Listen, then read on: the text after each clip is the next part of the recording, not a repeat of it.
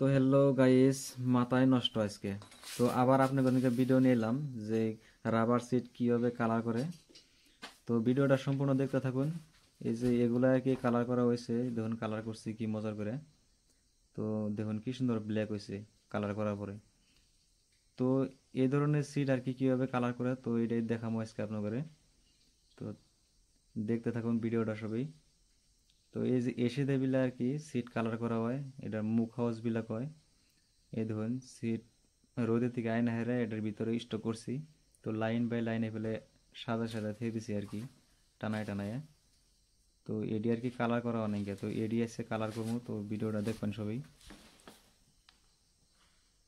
তো কালার কিভাবে করে, তো আপনি দেখলে মাথায় নষ্ট হবে না গো, যে কিভাবে করে সিট কালার করে।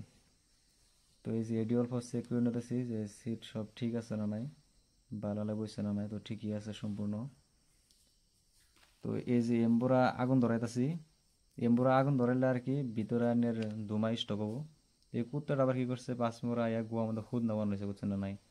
ওরা হলো কান কোন টিপে টিপে দিতেছি। তো কুত্তাটা আবার মজার আছে, এমনি রাতে কাম করবার যায়, বাগান আমানি রাউন্ডিং মারে, বুঝছেন না। তো এই যে আগুন ধরছে অলরেডি,